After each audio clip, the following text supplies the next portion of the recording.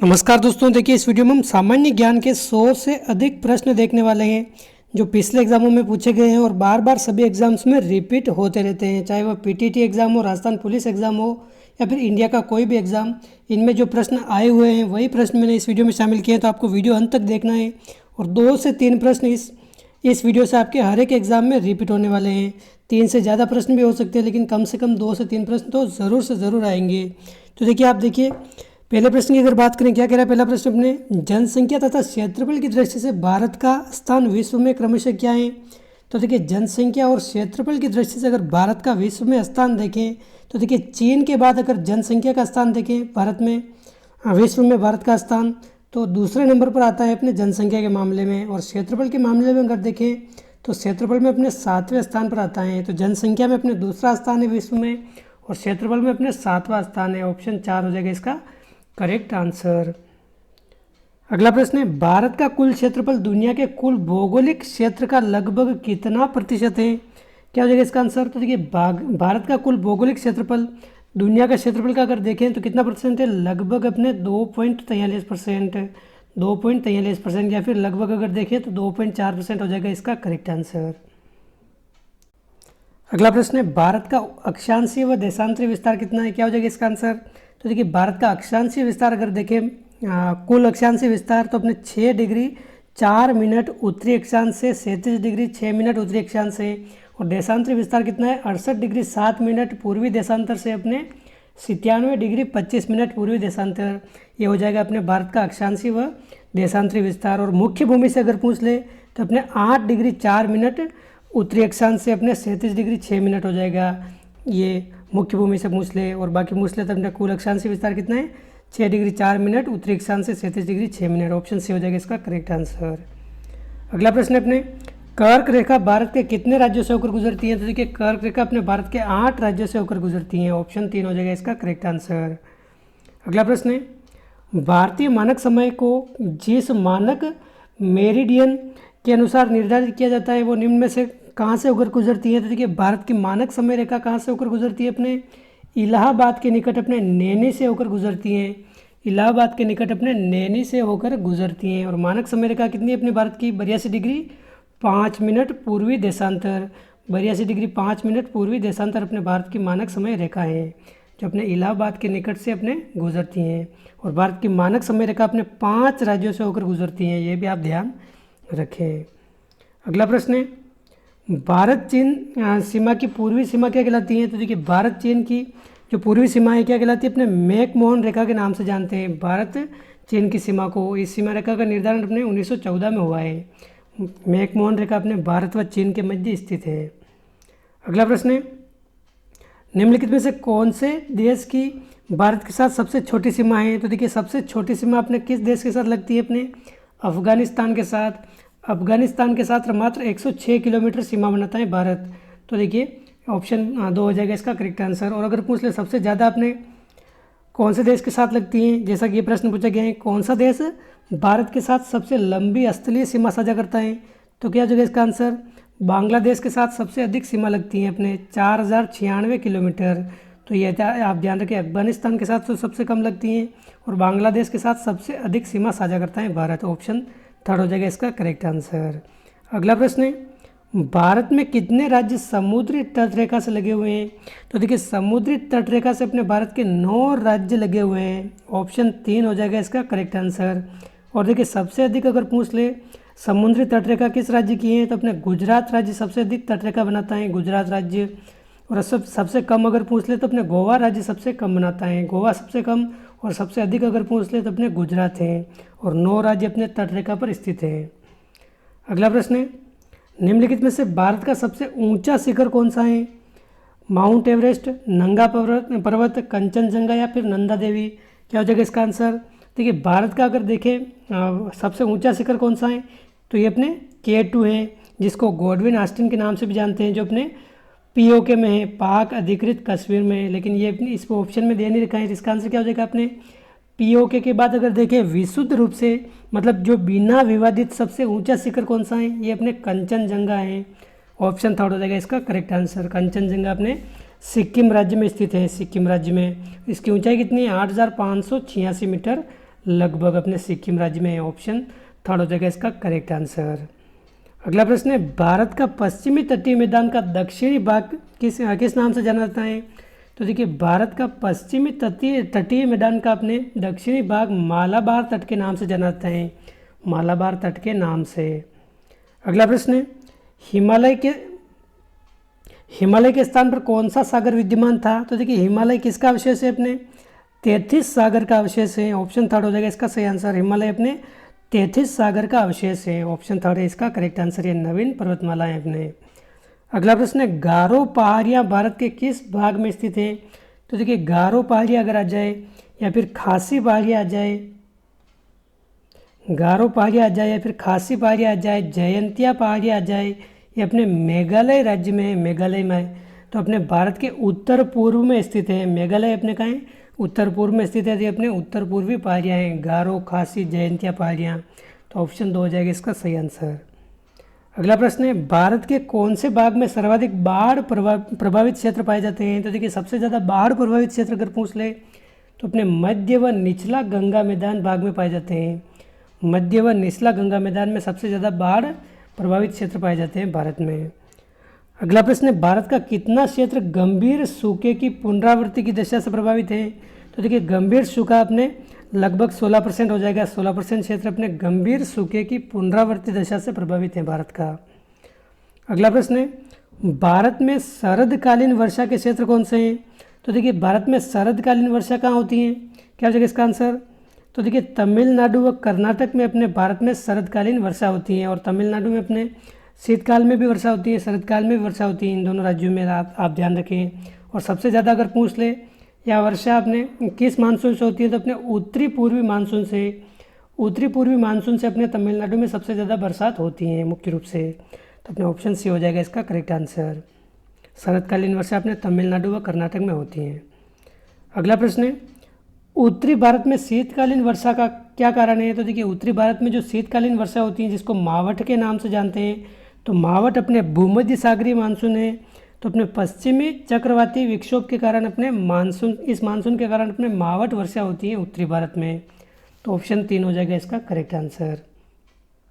अगला प्रश्न है, गंगा नदी कहाँ से निकलती है? तो देखिए, गंगा नदी अपने गंगोत्री ग्लेशियर से निकलती है। गंगोत्री ग्लेशियर से देखिए, अपने भगीरथी नदी व अलकनंदा ये दोनों मिलकर अपने गंगा बनाती हैं। ये दोनों कहाँ मिलती है? अपने देवप्रयाग में मिलती हैं। देवप्रयाग में ये दोनों नदियाँ मिलकर अपने गंगा नदी का निर्माण करती हैं। तो अपने गंगोत्री ग्लेशियर इसका हो जाएगा सही आंसर। अगला प्रश्न है, कौन सी नदी बांग्लादेश में पद्मा के नाम से जानी जाती है? तो देखिए, पद्मा के नाम से अपने गंगा नदी को बांग्लादेश में पद्मा के नाम से जाना जाता है। तो ऑप्शन 2 हो जाएगा इसका सही आंसर। देखिए, क्वेश्चन हम जल्दी देख रहे हैं क्योंकि बहुत सारे क्वेश्चन हैं और जल्दी से जल्दी आपको क्वेश्चन कराने हैं, इसलिए हम सीधे आंसर देख रहे हैं और आगे बढ़ रहे हैं। अगला प्रश्न, अपने निम्न में से किस नदी को सांगपो के नाम से भी जाना जाता है? तो देखिए, सांगपो नदी किसे कहते हैं अपने? तो देखिए, अपने ब्रह्मपुत्र नदी को सांगपो या फिर सांपू के नाम से भी जाना जाता है। तिब्बत में इसको सांगपो के नाम से भी जाना जाता है। ऑप्शन 2। अगला प्रश्न है, कपिली जिसकी सहायक नदी है वह कौन सी नदी है? तो देखिए, कपिली अपने किसकी सहायक नदी है? क्या हो जाएगा इसका आंसर? ये अपने ब्रह्मपुत्र की सहायक नदी है कपिली। तो अपने ऑप्शन 4 हो जाएगा इसका करेक्ट आंसर। और देखिए, अपने कामरूप जो शहर है अपने असम का, ये इसी नदी के किनारे है, ब्रह्मपुत्र नदी के किनारे है। अगला प्रश्न है, निम्नलिखित में से किस नदी को बंगाल का शोक कहा जाता है? तो देखिए, काफ़ी बार ये प्रश्न पूछा जा चुका है। बंगाल का शोक अगर पूछ ले तो दामोदर नदी को अपने बंगाल का शोक कहा जाता है। अगला प्रश्न है, किस शहर में भारत की प्रथम अंडर वाटर मेट्रो शुरू की जानी है? तो देखिए, भारत की प्रथम अंडर वाटर मेट्रो कोलकाता शहर में शुरू होगी, कोलकाता शहर में। तो ऑप्शन 3 हो जाएगा इसका करेक्ट आंसर, कोलकाता शहर में। अगला प्रश्न है, भांखड़ा बांध किस नदी पर बनाया गया है? तो देखिए, भांखड़ा बांध अपने सतलज नदी पर बनाया गया है। ऑप्शन फर्स्ट हो जाएगा इसका करेक्ट आंसर, भांखड़ा बांध अपने सतलज नदी पर है। अगला प्रश्न है, निम्नलिखित में से कौन सी झील अपने स्थान की दृष्टि से असंगत है? काफ़ी महत्वपूर्ण प्रश्न है। ये चारों झीलें बार बार पूछी जाती हैं, जैसे चिल्का झील। तो देखिए, चिल्का झील अपने बंगाल में नहीं है, अपने उड़ीसा में है। अपने लेगुन झील है और खारे पानी की झील है अपने चिल्का झील, जो अपने उड़ीसा राज्य में है। तो अपने असंगत कौन सा हो जाएगा, ऑप्शन फर्स्ट इसका करेक्ट आंसर हो जाएगा। बाकी देखिए वूलर झील अपने भारत की ताज़ा पानी की सबसे बड़ी झील है, तो जम्मू कश्मीर में स्थित है, एकदम सही है। सांबर झील अपने राजस्थान में है। कुल नमक का अपने भारत का अगर देखा जाए तो अपने 8.7% नमक उत्पादन करती है अपने सांबर झील। और लोनार झील अपने महाराष्ट्र में है। ये सभी सुमेलित है। बाकी चिल्का झील अपने बंगाल में नहीं है, ये अपने उड़ीसा राज्य में है। तो अपने ऑप्शन फर्स्ट हो जाएगा इसका करेक्ट आंसर। अगला प्रश्न, निम्नलिखित झीलों में से कौन सी झील क्रेटर झील का उदाहरण है। तो देखिए क्रेटर झील का उदाहरण कौन सा है अपने, ये हो जाएगा अपने लोनार झील। लोनार झील इसका है करेक्ट आंसर। ये अपने महाराष्ट्र में है, तो ऑप्शन 2 है एकदम करेक्ट आंसर। अगला प्रश्न है, भारत के किस राज्य में लोकटक झील स्थित है। तो देखिए लोकटक झील अपने किस राज्य में है, मणिपुर राज्य में अपने लोकटक झील स्थित है। और देखिए मणिपुर राज्य में जो लोकटक झील है, इस झील पर तैरता हुआ उद्यान भी स्थित है। एक तैरता हुआ उद्यान भी है, ये पूछा जाए तो किस झील में, अपने लोकटक झील में। अगला प्रश्न है, मुल्ला पेरियार बांध किस राज्य में स्थित है। तो देखिए मुल्ला पेरियार बांध अपने केरल राज्य में, ऑप्शन 2 हो जाएगा इसका करेक्ट आंसर। मुल्ला पेरियार बांध अगर पूछा जाए तो केरल राज्य में है। अगला प्रश्न है, भारत का सर्वाधिक ऊंचा अर्थ फील्ड बांध कौन सा है। तो देखिए सबसे ऊंचा अगर पूछा जाए अर्थ फील्ड बांध कौन सा है, अपने टिहरी बांध है, जो अपने उत्तराखंड में स्थित है। उत्तराखंड में स्थित है अपने टिहरी बांध, जो अपने सबसे ऊंचा बांध है भारत का। अगला प्रश्न है, मानसरोवर झील में निम्न में से कौन सी नदियाँ निकलती हैं। तो देखिए मानसरोवर झील में निम्न में से कौन सी नदियाँ निकलती हैं, ब्रह्मपुत्र नदी, सिंधु नदी और सतलज नदी। ये तीनों हो जाएगा इसका करेक्ट आंसर। ब्रह्मपुत्र हो जाएगा, सिंधु नदी हो जाएगी और सतलज नदी हो जाएगी, ऑप्शन 2। अगला प्रश्न है, भारत में किस वर्ष में वन्य जीव संरक्षण अधिनियम लागू किया गया था। तो देखिए भारत में 1972 में अपने वन्य जीव संरक्षण अधिनियम लागू किया गया था, ऑप्शन 2 हो जाएगा इसका करेक्ट आंसर। देखिए इस वीडियो में मैंने वही क्वेश्चन शामिल किए हैं जो बार बार एग्जाम्स में पूछे जाते हैं। ये आप देख सकते हैं सभी प्रश्न किसी न किसी एग्ज़ाम में पूछे गए हैं, और एक बार किसी एग्ज़ाम में प्रश्न आ जाए तो वो हमेशा हमेशा के लिए इंपॉर्टेंट हो जाता है, किसी भी एग्ज़ाम में वापस से पूछा जा सकता है। तो देखिए उष्ण कटिबंधीय वर्षा वन कहाँ पाए जाते हैं, क्या हो जाएगा इसका आंसर। तो देखिए अपने भारत में उष्ण कटिबंधीय वर्षा वन अंडमान व निकोबार द्वीप समूह में पाए जाते हैं, ऑप्शन फर्स्ट है इसका करेक्ट आंसर, अंडमान व निकोबार द्वीप समूह में। अगला प्रश्न है, विश्व में एकमात्र कौन सा हिरण है जिसके नर के 4 सिंग होते हैं तथा ये मृग केवल भारत में ही पाया जाता है। तो देखिए अपने चौसिंगा हो जाएगा इसका करेक्ट आंसर। चौसिंगा के अपने 4 सिंह होते हैं और ये केवल भारत में ही पाया जाता है। और भारत में अगर बात करें तो गिर राष्ट्रीय उद्यान में, गिर अभ्यारण्य में इसमें ये इस प्रकार के चौसिंगाज पाए जाते हैं, ऑप्शन फर्स्ट है इसका करेक्ट आंसर। अगला प्रश्न है, भारत में भारतीय वन सर्वेक्षण का मुख्यालय कहाँ स्थित है। तो देखिए भारतीय वन सर्वेक्षण का मुख्यालय अपने देहरादून में स्थित है, ऑप्शन फर्स्ट हो जाएगा इसका करेक्ट आंसर, देहरादून में। अगला प्रश्न है, किस प्रदेश में नमदापा राष्ट्रीय उद्यान स्थित है। तो देखिए नमदापा राष्ट्रीय उद्यान अपने कहाँ स्थित है, क्या हो जाएगा इसका आंसर, अरुणाचल प्रदेश में अपने नमदापा राष्ट्रीय उद्यान स्थित है, अरुणाचल प्रदेश में। अगला प्रश्न है, भगवान महावीर मौल्यम राष्ट्रीय उद्यान किस राज्य में स्थित है। तो देखिए भगवान महावीर मौल्यम राष्ट्रीय उद्यान अगर पूछा जाए तो अपने गोवा में स्थित है, गोवा राज्य में अपने भगवान महावीर मौल्यम राष्ट्रीय उद्यान स्थित है, ऑप्शन फर्स्ट है इसका करेक्ट आंसर। अगला प्रश्न है, विश्व गौरैया दिवस कब मनाया जाता है। तो देखिए विश्व गौरैया दिवस अगर पूछ ले तो अपने 20 मार्च को मनाया जाता है, अपने विश्व गौरैया दिवस 20 मार्च हो जाएगा इसका करेक्ट आंसर। अगला प्रश्न है, भारत में हरित क्रांति के जनक कौन है। तो देखिए भारत में अगर पूछ ले हरित क्रांति के जनक तो अपने MS स्वामीनाथन है अपने भारत में हरित क्रांति के जनक। और ओवरऑल अगर पूछ ले तो नॉर्मन बोरलॉग अपने हो जाएगा इसका करेक्ट आंसर, लेकिन भारत में पूछा है तो MS स्वामीनाथन हो जाएगा इसका करेक्ट आंसर। अगला प्रश्न है, विनोबा भावे ने किस राज्य में सबसे पहले भूदान आंदोलन की शुरुआत की थी। तो देखिए विनोबा भावे ने सबसे पहले अपने आंध्र प्रदेश से भूदान आंदोलन की शुरुआत की थी, ऑप्शन 2। अगला प्रश्न है, भारत का कौन सा भाग चाय की कुल मात्रा का लगभग 3/4 उत्पादन करता है। तो देखिए चाय की कुल मात्रा का 3/4 भाग कौन सा भाग उत्पादित करता है, अपने क्या हो जाएगा इसका आंसर, उत्तर पूर्वी भाग, ऑप्शन 3 हो जाएगा इसका करेक्ट आंसर। और सबसे ज़्यादा चाय उत्पादक राज्य कौन सा है, अपने असम राज्य, जो अपने उत्तर पूर्वी क्षेत्र में है, तो ऑप्शन 3 हो जाएगा इसका करेक्ट आंसर। अगला प्रश्न है, प्रथम पूर्ण जैविक कृषि वाला राज्य कौन सा है? तो देखिए प्रथम पूर्ण जैविक कृषि वाला राज्य कौन सा है? अपने सिक्किम राज्य है। ऑप्शन 3 हो जाएगा इसका करेक्ट आंसर। अगला प्रश्न है, चावल उत्पादन में भारत का विश्व में कौन सा स्थान है? तो देखिए चावल उत्पादन में अगर देखा जाए तो भारत का विश्व में दूसरा स्थान है। पहले स्थान पर कौन है? अपने चीन है। तो अपने ऑप्शन 2 हो जाएगा इसका करेक्ट आंसर। दूसरा स्थान है अपने भारत का। अगला प्रश्न है, केरल राज्य विश्व भर में निम्न में से किसके संवर्धन के लिए जाना जाता है? तो देखिए केरल अपने गरम मसालों के लिए प्रसिद्ध है। मसालों का अगर बगीचा पूछ ले, मसालों का बगीचा किसे कहते हैं? ये अपने केरल राज्य को कहते हैं। मसालों का बगीचा या फिर बागान ये पूछ ले तो अपने केरल को कहते हैं। तो अपने गरम मसाले उत्पादन के लिए प्रसिद्ध है। अगला प्रश्न है, आम का सर्वाधिक उत्पादन कौन से राज्य से होता है? तो देखिए भारत में आम का सर्वाधिक उत्पादन अगर पूछे तो अपने उत्तर प्रदेश से होता है। इसका ऑप्शन 3 हो जाएगा एकदम करेक्ट आंसर। उत्तर प्रदेश से आम का सर्वाधिक उत्पादन होता है। अगला प्रश्न है, भारत में पाए जाने वाले अधिकांश लौह धातु का किस्म कौन सा है? तो देखिए अधिकांश लौह धातु का किस्म अगर पूछ ले तो भारत में हेमेटाइट प्रकार का लोहा पाया जाता है। हेमेटाइट किस्म का लोहा। ऑप्शन फर्स्ट हो जाएगा इसका करेक्ट आंसर। अगला प्रश्न है, बेलाडीला खान किससे संबंधित है? तो देखिए बेलाडीला खान अपने लौह अयस्क से संबंधित है। ऑप्शन 3 हो जाएगा इसका करेक्ट आंसर। और देखिए बेलाडीला खान अगर पूछ ले तो भारत के किस राज्य में? तो अपने छत्तीसगढ़ राज्य में। छत्तीसगढ़ राज्य में बेलाडीला खान। तो ऑप्शन 3 है इसका करेक्ट आंसर।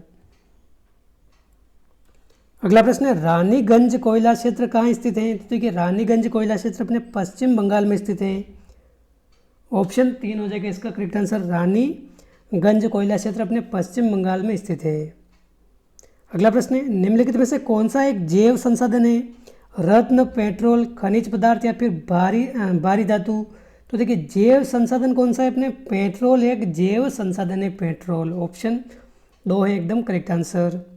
अगला प्रश्न है, मध्य प्रदेश का पन्ना जिला किस उत्पादन के लिए प्रसिद्ध है? तो देखिए पन्ना जिला अपने हीरा उत्पादन के लिए प्रसिद्ध है। और पन्ना जिला अगर पूछ ले तो अपने किस राज्य में है? अपने मध्य प्रदेश में, एमपी में। ये अपने हीरा उत्पादन के लिए प्रसिद्ध है। अगला प्रश्न है, बोकारो इस्पात संयंत्र किस पठार पर स्थित है? तो देखिए बोकारो इस्पात संयंत्र अपने किस पठार पर स्थित है? क्या हो जाएगा इसका आंसर? छोटा नागपुर पठार। ऑप्शन 2 है इसका करेक्ट आंसर। छोटा नागपुर पठार पर अपने बोकारो पठार स्थित है। ये अपने 50 प्रश्न इस वीडियो के पूरे हो चुके हैं और आधा वीडियो अपने और बाकी है 50 प्रश्नों का। अगला प्रश्न है, भारत के किस शहर को गार्डन सिटी कहा जाता है? तो देखिए गार्डन सिटी के नाम से अपने किसे जाना जाता है? अपने बेंगलोर को गार्डन सिटी आ जाए, सिलिकॉन वैली आ जाए, इलेक्ट्रॉनिक नगरी आ जाए, आदि नामों से जाना जाता है अपने बेंगलोर को। अगला प्रश्न है, भारत के किस राज्य में पोंगल त्यौहार मनाया जाता है? तो देखिए पोंगल त्यौहार अपने तमिलनाडु में मनाया जाता है। ऑप्शन 3 हो जाएगा इसका करेक्ट आंसर। पोंगल त्यौहार अपने तमिलनाडु का प्रसिद्ध है। अगला प्रश्न है, कजरी गीत अपने कहाँ के प्रसिद्ध हैं? तो देखिए कजरी गीत अपने उत्तर प्रदेश के प्रसिद्ध हैं। यूपी में भी अपने जो वर्षा गीत हैं उनको कजरी गीत के नाम से जाना जाता है। तो देखिए उत्तर प्रदेश के वर्षा गीत है अपने कजरी गीत। अगला प्रश्न है, भारत में ओलंपिक भवन किस स्थान पर स्थित है? तो देखिए भारत में ओलंपिक भवन अगर पूछ ले तो अपने नई दिल्ली में स्थित है ओलंपिक भवन। ऑप्शन 2 है इसका करेक्ट आंसर। अगला प्रश्न है, पृथ्वी के दोनों ओर कौन से ग्रह विद्यमान हैं? तो देखिए पृथ्वी के दोनों ओर अगर देखें तो एक तरफ तो अपने मंगल है और एक तरफ अपने शुक्र है। तो इसका आंसर क्या हो जाएगा? अपने मंगल और शुक्र हो जाएगा एकदम करेक्ट आंसर। शुक्र को अपने पृथ्वी की जुड़वा बहन पूछ ले, साँझ का तारा पूछ ले, भोर का तारा पूछ ले, आदि नामों से जाना जाता है अपने शुक्र को। तो पृथ्वी अपने मंगल और शुक्र के बीच में स्थित है। ऑप्शन 3 है इसका एकदम करेक्ट आंसर। अगला प्रश्न है, हमारे सौर मंडल में ग्रहों की संख्या कितनी है? तो देखिए ग्रहों की संख्या कितनी है अपने सौर मंडल में? क्या हो जाएगा इसका आंसर? 8 ग्रह हैं अपने सौर मंडल में। ऑप्शन 4 है इसका करेक्ट आंसर। 8 ग्रह अपने सौर मंडल में हैं। अगला प्रश्न है, ध्रुव तारा किसे कहा जाता है? तो देखिए ध्रुव तारा किसे कहते हैं? अपने उत्तरी तारे को ध्रुव तारा कहते हैं। ऑप्शन फर्स्ट है इसका करेक्ट आंसर। उत्तरी तारे को ध्रुव तारा कहते हैं। अगला प्रश्न है, सूर्य का प्रकाश पृथ्वी तक पहुंचने में लगभग कितना समय लगता है? तो देखिए सूर्य का प्रकाश पृथ्वी तक पहुंचने में अपने 8 मिनट 16 सेकंड लगते हैं। 8 मिनट 16 सेकंड लगभग समय लगता है। तो अपने ऑप्शन 3 हो जाएगा इसका करेक्ट आंसर। 8 मिनट 20 सेकंड इसमें लगभग हैं। ऑप्शन 3 है एकदम करेक्ट आंसर। और ऑप्शन में 8.3 मिनट ऐसे भी दे सकते हैं, 8.3 मिनट आ जाए तो ये एक ही बात है, क्योंकि देखिए 20 सेकंड ये अपने 1 मिनट का तीसरा हिस्सा है, तो इस तरह से भी लिखा जा सकता है। 8.3 मिनट लगभग लगते हैं अपने सूर्य के प्रकाश को पृथ्वी तक पहुंचने में। ऑप्शन 3 है इसका करेक्ट आंसर। अगला प्रश्न है, एशिया महाद्वीप संसार के भूभाग का लगभग कितना प्रतिशत भाग है? तो देखिए एशिया महाद्वीप अपने कुल भूभाग का देखें, सभी महाद्वीपों का अगर टोटल भूभाग है तो उसका लगभग 30% भाग है, 30% भाग। तो अपने ऑप्शन फर्स्ट हो जाएगा इसका करेक्ट आंसर। और एग्जैक्ट अगर देखें तो 30.6% है। और सबसे बड़ा महाद्वीप है अपने कौन सा महाद्वीप? एशिया महाद्वीप। और सबसे छोटा महाद्वीप कौन सा है अपने? ये अपने ऑस्ट्रेलिया महाद्वीप है। तो आप ध्यान रखें, इसमें आंसर हो जाएगा अपने ऑप्शन फर्स्ट 30.2% लगभग। अगला प्रश्न है, पृथ्वी पर कुल कितने महाद्वीप हैं? तो देखिए पृथ्वी पर कुल अपने 7 महाद्वीप हैं। ग्रह कितने हैं? हमने भी देखे, ग्रह तो 8 हैं और 7 महाद्वीप हैं। ऑप्शन 3 है इसका करेक्ट आंसर। अगला प्रश्न है, क्षेत्रफल के आधार पर विश्व का सबसे बड़ा और सबसे छोटा महाद्वीप कौन सा है? तो देखिए हमने भी बात की है, सबसे बड़ा महाद्वीप तो अपने कौन सा है? एशिया है। और सबसे छोटा कौन सा है? ऑस्ट्रेलिया है। तो ऑप्शन 3 हो जाएगा इसका करेक्ट आंसर। और देखिए एशिया का क्षेत्रफल कितना है? हमने भी देखा है लगभग 30%। और ऑस्ट्रेलिया का क्षेत्रफल कितना है? सभी महाद्वीपों को अगर देखें तो लगभग 5.21%। सबसे छोटा अपने क्षेत्रफल की दृष्टि से भी अगर देखें या फिर अगर देखें जनसंख्या की दृष्टि से भी देखें तो सबसे छोटा महाद्वीप कौन सा है? अपने ऑस्ट्रेलिया महाद्वीप है। अगला प्रश्न है अपने, लीज निकी स्टेडियम कहाँ स्थित है? तो देखिए लीज निकी स्टेडियम अपने कहाँ है? क्या हो जाएगा इसका आंसर? तो देखिए रूस में स्थित है। रूस में, रूस का एक राष्ट्रीय स्टेडियम है अपने। रूस की राजधानी का है अपने मॉस्को में। तो लीज निकी स्टेडियम भी अपने इसी मॉस्को में स्थित है। ऑप्शन फर्स्ट है इसका करेक्ट आंसर। मॉस्को में स्थित है अपने लीज निकी स्टेडियम। अगला प्रश्न है, किस देश को यूरोप का सीक मैन कहा जाता है? तो देखिए यूरोप का सीक मैन अगर पूछ ले तो किसे कहा जाता है? अपने तुर्की देश को कहा जाता है। तुर्की को अपने यूरोप का सीक मैन के नाम से जाना जाता है। अगला प्रश्न है, विश्व की सबसे लंबी पर्वतीय श्रृंखला कौन सी है? तो देखिए विश्व की सबसे लंबी पर्वतीय श्रृंखला अगर पूछ ले तो एंडीज पर्वतीय श्रृंखला है, अपने दक्षिण अमेरिका में स्थित है। दक्षिण अमेरिका महाद्वीप की अपने जो श्रृंखला है एंडीज पर्वत श्रृंखला है, अपने विश्व की सबसे लंबी पर्वतीय श्रृंखला है। अगला प्रश्न है, निम्नलिखित जंगलों में से कौन सा जंगल पृथ्वी ग्रह के फेफड़ों के रूप में जाना जाता है? देखिए पृथ्वी ग्रह के फेफड़ों के रूप में अपने अमेजन जंगलों को जाना जाता है। अमेजन वर्षा वन अपने ऑस्ट्रेलिया में स्थित है। ऑस्ट्रेलिया में, तो आप ध्यान रखें ऑप्शन फर्स्ट हो जाएगा इसका करेक्ट आंसर। अगला प्रश्न है, मलक्का जल डमरू मध्य किसको अलग करता है? तो देखिए मलक्का जल डमरू मध्य ये करता है अपने अलग किसको? मलेशिया और सुमात्रा को। ऑप्शन 4 हो जाएगा इसका करेक्ट आंसर। मलेशिया और सुमात्रा को अलग करता है। सुमात्रा का है अपने इंडोनेशिया का एक द्वीप समूह है। इंडोनेशिया का द्वीप है अपने सुमात्रा। तो मलेशिया और सुमात्रा को अलग करने वाला जल संधि कौन सी है? अपने मलक्का जल डमरू मध्य। अगला प्रश्न है, भारतीय संविधान में कुल कितने अनुच्छेद हैं? तो देखिए सिंपल सा प्रश्न है, 395 अनुच्छेद है, 22 भाग हैं और 12 अनुसूचियाँ हैं। तो आप ध्यान रखें ऑप्शन 4 हो जाएगा इसका करेक्ट आंसर 395। अगला प्रश्न है, भारतीय संविधान किसके द्वारा हस्तलिखित है? जो मूल भारतीय संविधान है ये किसके द्वारा हाथ से लिखा गया था? तो देखिए हस्तलिखित है अपने भारतीय संविधान, इसको हाथ से लिखा गया है। तो देखिए प्रेम बिहारी नारायण रायजादा ने इसको हाथ से लिखा है। ऑप्शन 3 हो जाएगा इसका करेक्ट आंसर। प्रेम बिहारी नारायण रायजादा ने इसको हाथ से लिखा था। अगला प्रश्न है, शब्द चौथी सत्ता का प्रयोग किसके लिए किया जाता है? तो देखिए चौथा स्तंभ किसे कहते हैं? अपने मीडिया को कहते हैं। प्रेस और समाचार पत्र को अपने चौथा स्तंभ कहा जाता है।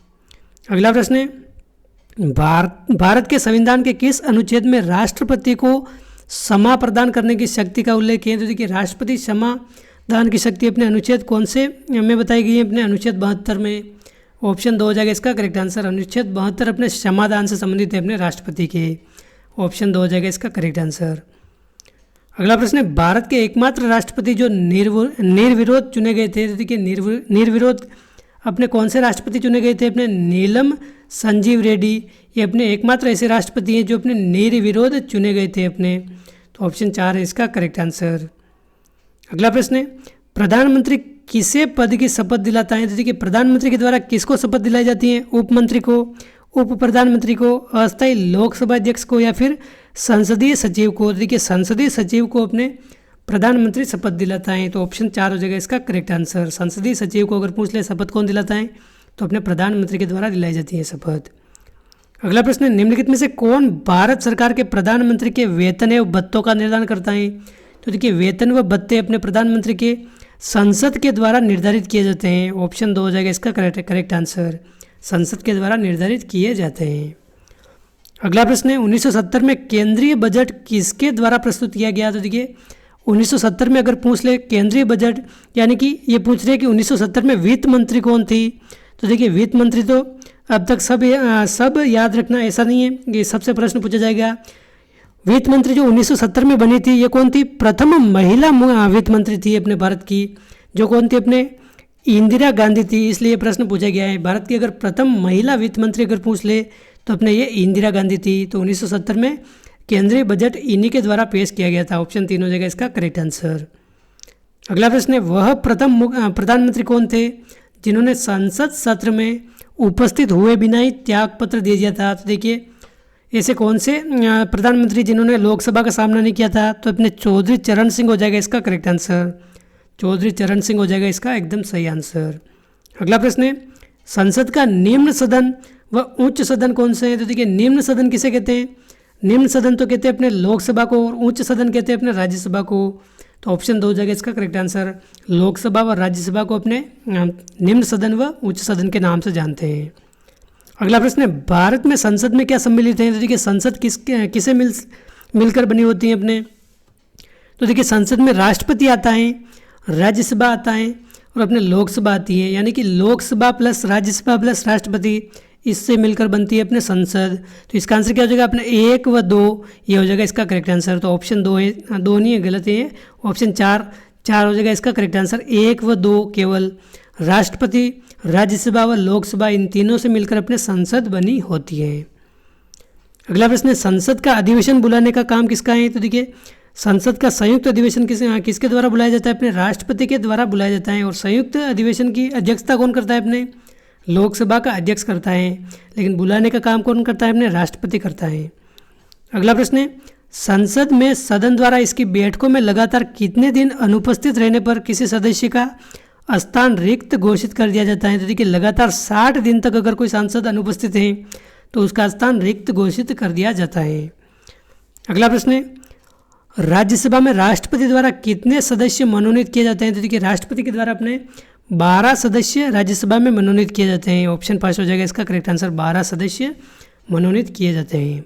अगला प्रश्न है, निम्नलिखित में से किस राज्य में लोकसभा के सीटों की संख्या सर्वाधिक है? तो देखिए सबसे ज़्यादा लोकसभा की सीट अपने उत्तर प्रदेश में है। उत्तर प्रदेश में अपने लोकसभा की 80 सीटें हैं। ऑप्शन 1 है इसका करेक्ट आंसर। अगला प्रश्न है, हाउस ऑफ पीपुल को इस नाम से भी जाना जाता है। तो देखिए हाउस ऑफ पीपुल किसे कहते हैं? अपने लोकसभा को कहते हैं। ऑप्शन 2 हो जाएगा इसका करेक्ट आंसर। अगला प्रश्न है, लोकसभा का प्रमुख पीठासीन अधिकारी कौन होता है? देखिए लोकसभा का प्रमुख पीठासीन अधिकारी अगर पूछा जाए तो अपने लोकसभा अध्यक्ष होता है। ऑप्शन 3 हो जाएगा इसका करेक्ट आंसर। अगला प्रश्न है, केंद्र शासित प्रदेश लक्षद्वीप के न्यायिक क्षेत्र का कार्य कौन सा उच्च न्यायालय करता है? तो देखिए जो भी अपने न्यायिक क्षेत्र इसका कौन सा है? अपने लक्षद्वीप का अपने केरल उच्च न्यायालय करता है। ऑप्शन 2 हो जाएगा इसका करेक्ट आंसर, केरल उच्च न्यायालय। अगला प्रश्न है, भारत में उच्च न्यायालय के मुख्य न्यायाधीश के रूप में पदासीन होने वाली प्रथम महिला कौन थी? देखिए भारत में उच्च न्यायालय के मुख्य न्यायाधीश बनने वाली प्रथम महिला कौन है? अपने लीला सेठ हो जाएगा इसका करेक्ट आंसर। ऑप्शन 4 है इसका करेक्ट आंसर। ये अपने हिमाचल प्रदेश में पहली बार अपने मुख्य न्यायाधीश बनी थी, महिला मुख्य न्यायाधीश। और कब बनी थी? ये अपने 1991 में हिमाचल प्रदेश में। तो आप ध्यान रखिए ऑप्शन 4 हो जाएगा इसका करेक्ट आंसर। अगला प्रश्न है, और इसी प्रकार अगर पूछ ले कि भारत में उच्चतम न्यायालय, यानी कि वो तो पहले था हाई कोर्ट और ये है अपने सुप्रीम कोर्ट। तो देखिए सुप्रीम कोर्ट की प्रथम महिला न्यायाधीश कौन है?